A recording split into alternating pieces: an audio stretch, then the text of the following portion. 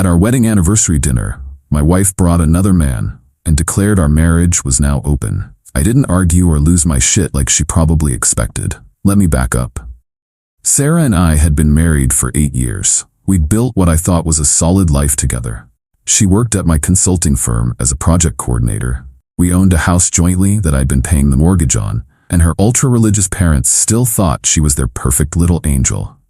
I should have seen the signs when she started working late and being secretive with her phone, but I trusted her. Big mistake. The anniversary dinner was at Romano's, this upscale Italian place where we'd had our first date. I got there early and was already seated when Sarah walked in with this guy. Tall, confident, probably mid-30s. She didn't even look embarrassed. Just walked right up to our table like nothing was wrong. "Mark, this is Derek," she said, sitting down across from me. Derek took the seat next to her, looking uncomfortable but trying to play it cool.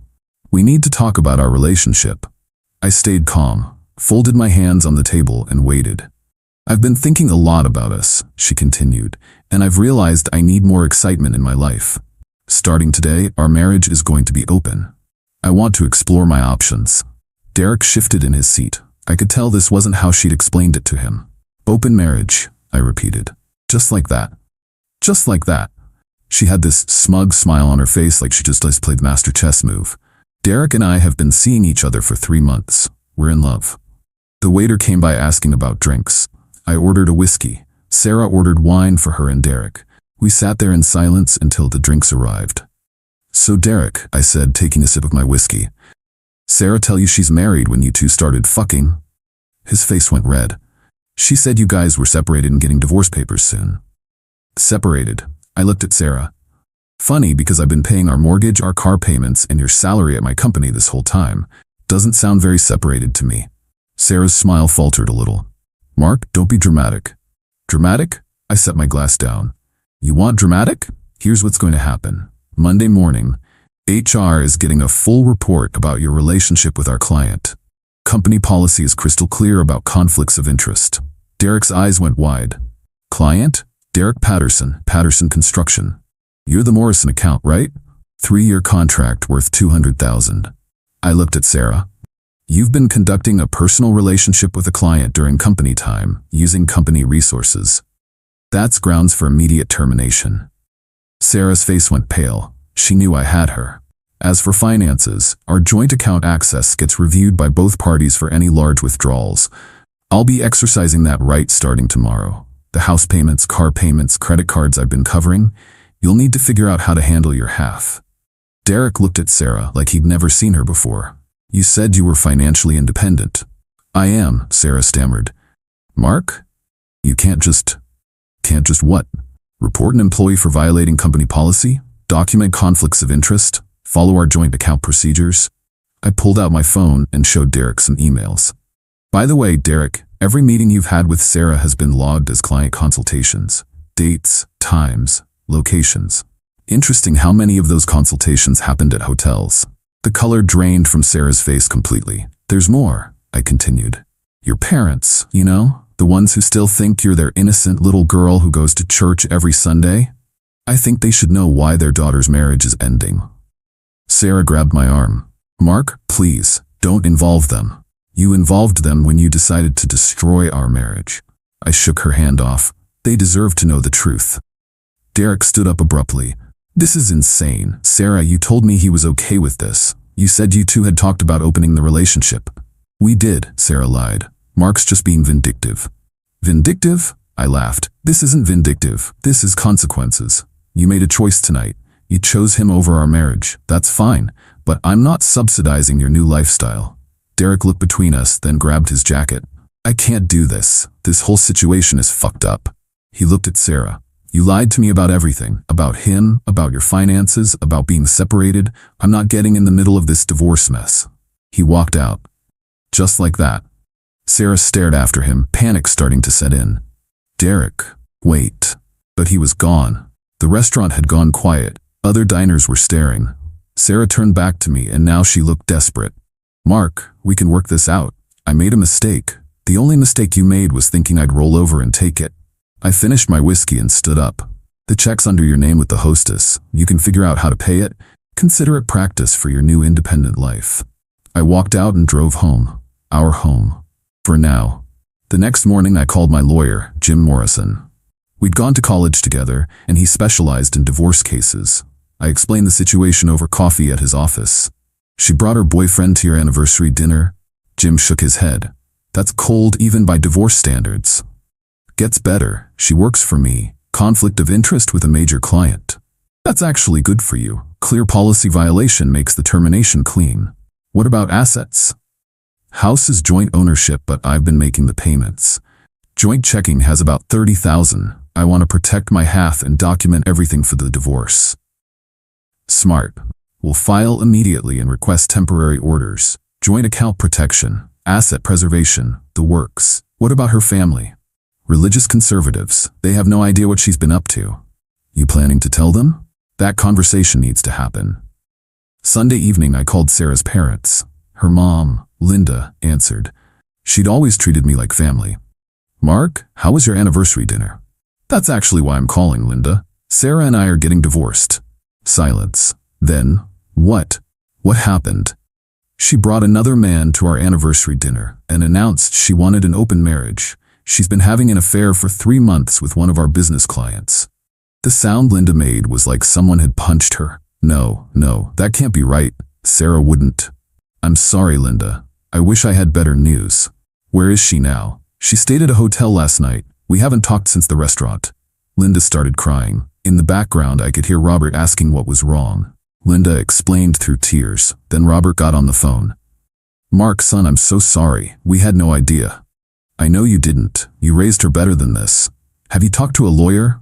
Filing papers Monday. I wanted you to hear it from me first. Robert was quiet for a long time. We appreciate that. This is a lot to process. I understand. Take your time. After I hung up, I felt bad about involving them, but they'd find out eventually through the divorce proceedings. Monday morning, I got to the office early and called HR. Margaret, our HR director, was a no-nonsense woman who took policy violations seriously. Mark, what can I do for you? I need to report a conflict of interest situation. Sarah's been having a personal relationship with Derek Patterson from Patterson Construction. Personal relationship? They've been having an affair for 3 months, meeting during business hours, using our client management system to coordinate personal meetings. Margaret was quiet for a moment. Do you have documentation? Email logs, meeting schedules, expense reports. Derek admitted to the relationship Saturday night. This is serious. I'll need to conduct a formal investigation before any employment action. I understand. How long does that typically take? 72 hours for preliminary findings. We'll need to interview both parties and review all documentation. Sarah's out today, personal day. I'll reach out to her tomorrow. In the meantime, I'll review the client files. Around noon, Derek called my direct line. I was surprised to hear from him. Mark, this is Derek Patterson. Can we talk? Sure, what's on your mind? I owe you an apology. Sarah lied to me about your situation. She told me you were separated and planning to divorce anyway. She lied about a lot of things. Yeah, I'm figuring that out. She showed up at my office this morning, demanding to know why I left. Started talking about how we were going to move in together and how I was going to help support her. Derek sounded exhausted. I told her I wasn't ready for that level of commitment. We'd only been seeing each other a few months. What did she say to that? She got angry, said I'd made promises, started threatening to tell people I'd let her on. He paused. Mark, I never promised to support her financially. That never came up. I believe you. I'm ending the relationship. This whole situation is too complicated. I don't want any part of a divorce. That's probably wise. After Derek hung up, I actually felt sorry for the guy. Sarah had manipulated him just like she'd been manipulating me. Tuesday morning, Margaret called me into her office. She had a stack of papers on her desk. I've completed the preliminary investigation, she said. The evidence is clear. Sarah used company resources to facilitate a personal relationship with a client. That's a direct violation of our conflict of interest policy. What's the next step? Formal disciplinary action. Given the severity and the client relationship, I'm recommending termination. When does that happen? I'll call Sarah in today. She'll have a chance to respond to the findings, but the evidence is overwhelming. That afternoon, Sarah came storming into my office without knocking. You bastard, she said. HR called me in for some bullshit investigation. It's not bullshit. You violated company policy. This is retaliation for Saturday night. This is consequences for conducting an affair with a client using company time and resources. Sarah sat down uninvited. I'll fight this. Wrongful termination. Go ahead. Margaret has documentation going back 3 months, hotel receipts charged to your company card, client meetings that never happened, personal emails sent from your work account. Her confidence cracked. Mark, we can work this out. No, we can't. You made your choice Saturday night. What if I end things with Derek? You already did. He called yesterday. Doesn't want any part of this mess. Sarah's face went white. He ended it? Apparently you got a little too clingy. Started talking about him supporting you financially. She put her head in her hands. For the first time since Saturday, she looked genuinely upset. I fucked up, she said quietly. Yeah, you did. Can we try counseling? Work on the marriage? The marriage ended Saturday night. You killed it when you brought Derek to our anniversary dinner. Sarah left without another word. An hour later, Margaret called to confirm the termination was complete. Wednesday brought new developments. Jim called with an update on the divorce filing. Good news. The court granted our request for temporary orders. Joint accounts are protected, house payments continue as normal, and Sarah can't dispose of any major assets without court approval. What about her response? She has 30 days to file. Her lawyer called this morning fishing for a settlement discussion. Already? Losing her job spooked them. They know she can't afford a long court battle. What are they proposing? Standard 50-50 split. They want her to keep the house. She can't afford the mortgage payments without her salary. Exactly. They'll have to come up with something more realistic. Thursday evening, Sarah's mom called. She sounded exhausted. Mark? We've been trying to reach Sarah, but she's not answering her phone. I don't know where she is, Linda. We're not talking. Her father and I have been praying about this situation. We love Sarah, but what she did was wrong. I appreciate that. We want you to know we don't blame you. You tried to save your marriage. Linda's words hit harder than I expected. Thank you. Will you keep us updated on the divorce? We want to make sure Sarah's okay, but we can't support what she did. Of course. Friday afternoon brought an unexpected visitor. A woman about Sarah's age approached my assistant's desk asking to see me. She introduced herself as Jessica, Sarah's cousin from Phoenix. I flew in this morning, Jessica explained once we were in my office. Sarah called me crying, asked if she could stay with me while she got back on her feet. What did you tell her? I said no, but not for the reason you might think. Jessica sat down. I've been following this situation through family gossip. My aunt and uncle are devastated. I'm sorry about that. Don't be. They needed to know who Sarah really is. Jessica's expression hardened. This isn't the first time she's done this. Done what? Cheated, lied, manipulated people. Jessica pulled out her phone. Sarah posted on Facebook 3 days ago, said you were abusive and controlling, that you isolated her from friends and family. She showed me the post. It had dozens of sympathetic comments from people I didn't even recognize. That's not true, I said.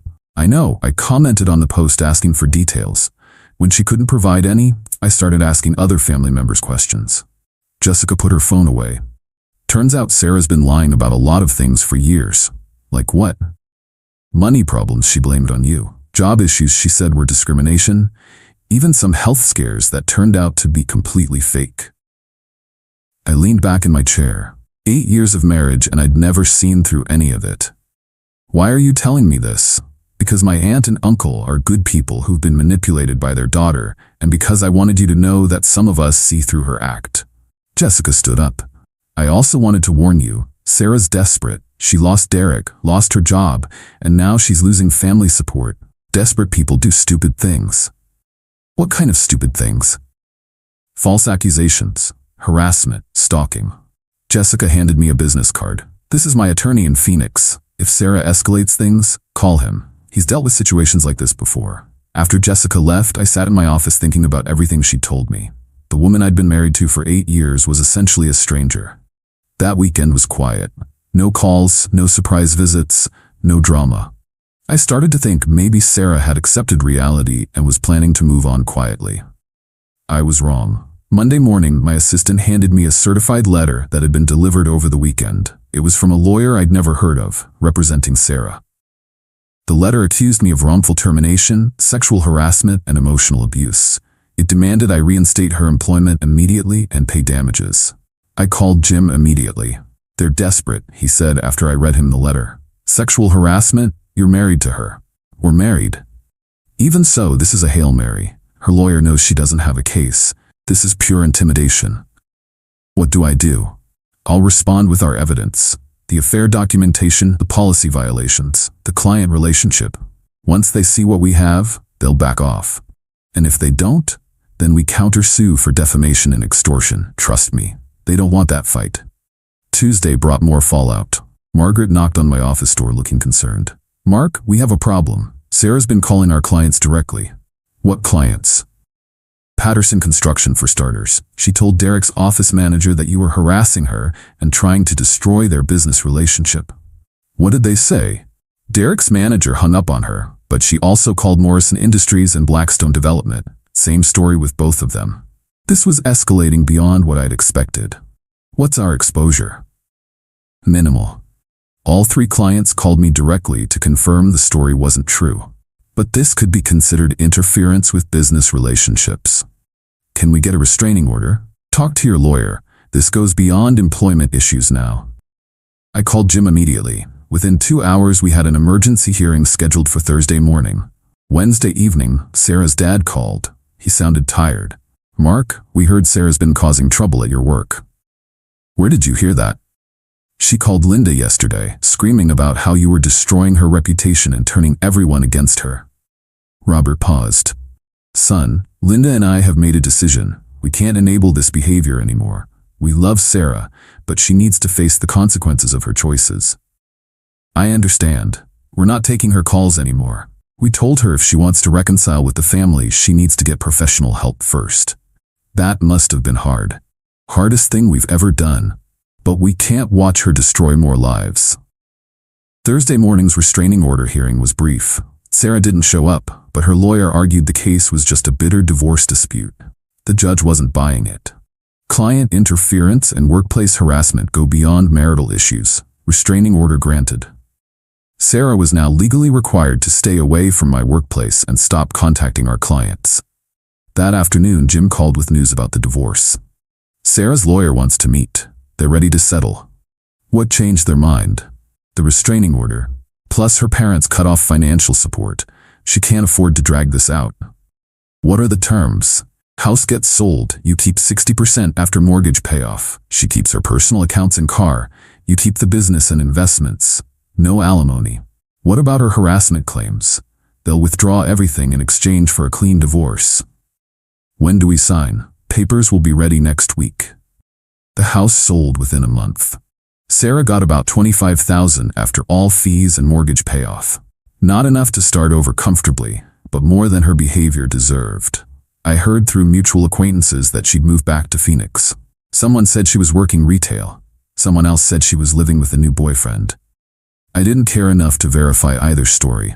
The divorce was finalized on a Tuesday in December. I went to court alone. Sarah attended by phone from Arizona. Her lawyer filed the papers and the judge signed off.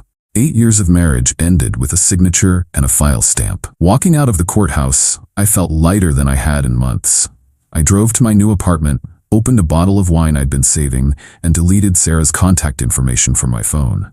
That evening, I got a friend request on Facebook from someone named Jennifer Walsh. Her profile picture showed a woman about my age with kind eyes and a genuine smile. Her message was simple. Jim Morrison suggested I reach out. Coffee sometime? I looked at her profile. Teacher, divorced, no drama in sight. I sent back a simple response. Coffee sounds good. For the first time in years, I was looking forward to what came next. I blocked Sarah's number and went to bed.